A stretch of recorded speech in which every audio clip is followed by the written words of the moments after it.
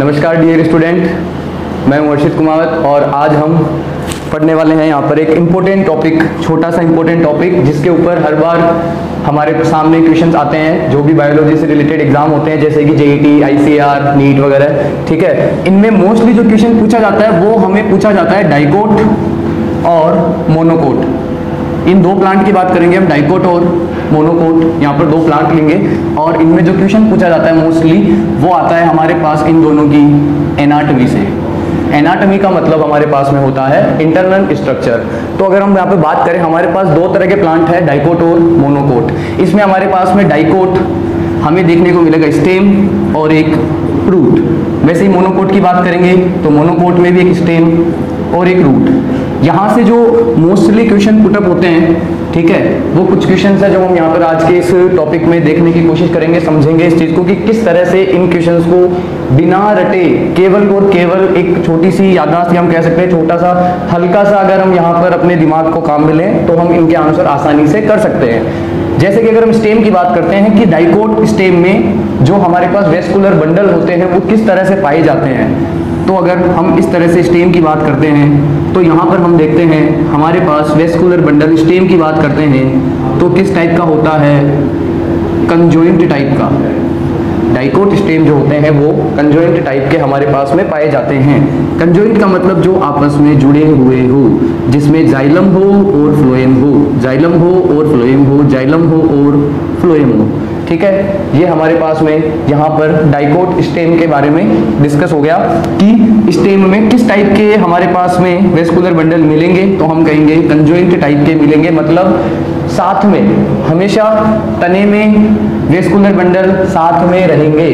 ठीक है, रूट की जगह हम बात करें तो डाइकोट रूट में हमें देखने को मिलेगा इस तरह से हमारे पास में स्ट्रक्चर रहेगा। ठीक है, इस तरह से ये हमारे पास यहाँ पर अगर हम बात करें, ये जो स्ट्रक्चर है ये है हमारे पास जाइलम। ये हमारे पास क्या है, जाइलम है, और यहाँ पर हमारे पास में फ्लोएम है।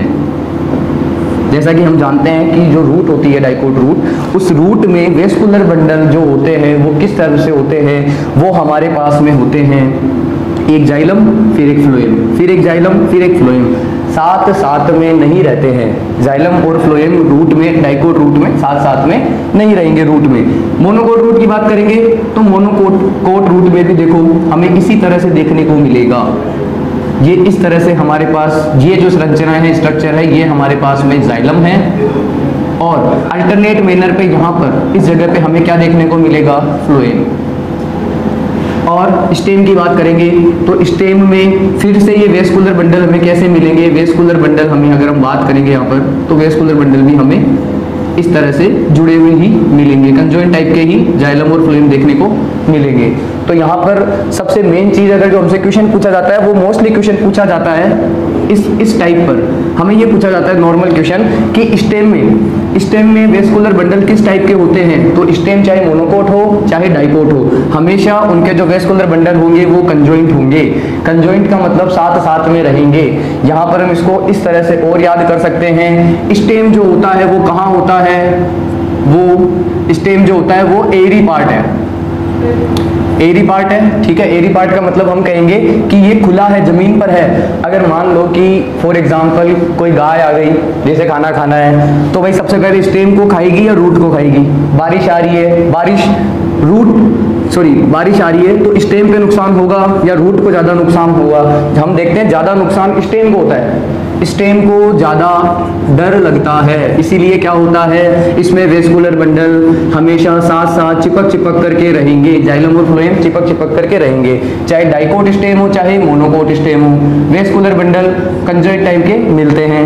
रूट की बात करते हैं तो रूट में ये कैसे मिलते हैं हमें, अल्टरनेट का मतलब एक जाइलम एक फ्लोएम, एक जाइलम एक फ्लोएम, चाहे डाइकोट हो चाहे मोनोकोट हो, एक जाइलम एक फ्लोएम, एक जाइलम एक फ्लोएम, इस तरह से हमें देखने को मिलेगा। इसके अलावा जो पिछले साल जैसे कि कुछ सालों में अगर हम जेईटी पेपर की बात करें तो उसमें मोस्टली एक क्वेश्चन पूछा गया था मोनोकोट रूट और डाइकोट रूट से रिलेटेड।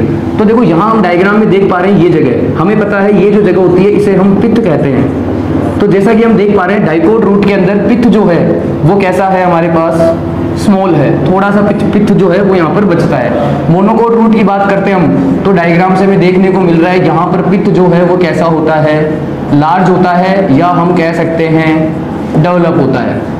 तो एक क्वेश्चन हमारे पास ये बनता है यहाँ से एनाटॉमी से कि रूट जो होती है डाइकोट और मोनोकोट की, पित्त ज्यादा डेवलप किस में मिलेगा, मोनोकोट की जो रूट होगी उसमें पित्त जो है वो ज्यादा डेवलप देखने को मिलेगा। इसके अलावा एक क्वेश्चन हमसे पूछ लिया जाता है रूट के वेस्कुलर बंडल के नंबर। जैसे कि हम बात करें डाइकोट रूट की बात करेंगे, यहाँ पर जाइलम और फ्लोएम जो होते हैं 2 से 4 हमें देखने को मिलते हैं, कभी कभी ये संख्या 6 तक पहुंच जाती है। देखो ये 4 हमें देखने को मिल रहे हैं, प्लस का साइन।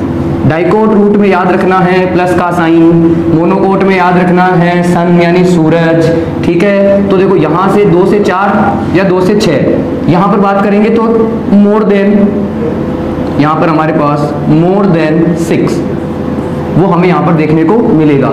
अगर नंबर की जगह यहाँ पर अगर हमें शब्द दे दिए जाए तो शब्दों में हमारे पास 2 से 4 या 6 जो है इन्हें हम क्या कहेंगे, डायार्च, या फिर इसे हम कहेंगे टेट्रार्च, या फिर एक्सार्च। ये क्वेश्चन नॉर्मली पूछा जाता है बहुत सारे कंपटीशन एग्जाम में, जहां पर प्लांट बॉटनी आता है उसमें एनाटॉमी पूछी जाती है रूट की, कि जो डाइकोट रूट होती है उसमें जाइलम के नंबर कितने होते हैं या वेस्कुलर बंडल के नंबर कितने होते हैं। तो अगर नंबर की बात करें तो 2 से 6, अगर शब्दों की वर्ड की वहां पर बात हो तो डायार्च से हेक्सार्च कंडीशन मिलेगी। मोनोकोट की बात करेंगे तो हम देख रहे हैं 6 से ज्यादा के लिए हम वर्ड यूज करते हैं पॉली और पॉलीआर्च। पॉलीआर्च का मतलब हमें यहाँ पर वेस्कुलर बंडल 6 से ज्यादा देखने को मिलता है।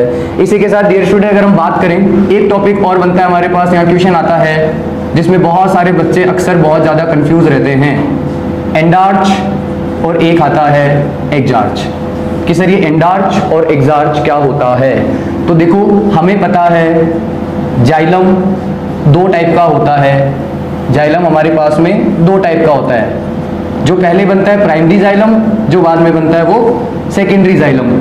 प्राइमरी जाइलम भी हमारे पास 2 तरह का होगा, जो पहला बनेगा उसे कहेंगे प्रोटोजाइलम, जो बाद में बनेगा उसे कहेंगे मेटाजाइलम। बात समझ में आ रही है ये वाली, ठीक है। यहां पर अभी हमने जो बात देखी थी वो बात थी हमारे पास वेस्कुलर बंडल, स्टेम में वेस्कुलर बंडल कंजॉइंट, रूट में वेस्कुलर बंडल अल्टरनेट, या इसको कहते हैं रेडियल।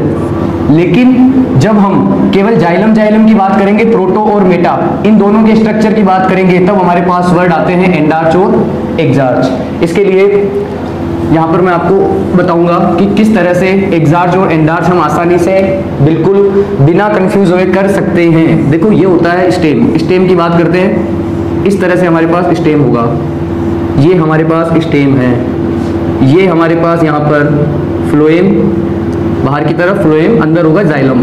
जाइलम की 2 है हमारे पास, प्रोटो और मेटा। तो मैंने अभी यहाँ पर आपको एक बात बताई थी, डर, स्टेम जो होगा उसे हमेशा डर लगेगा।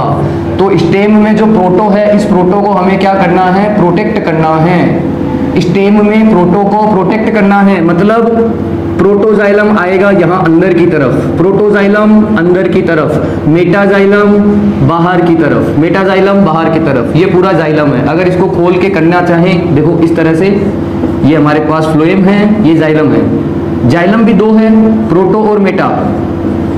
तो ये हमें देखने को मिलता है स्टेम में।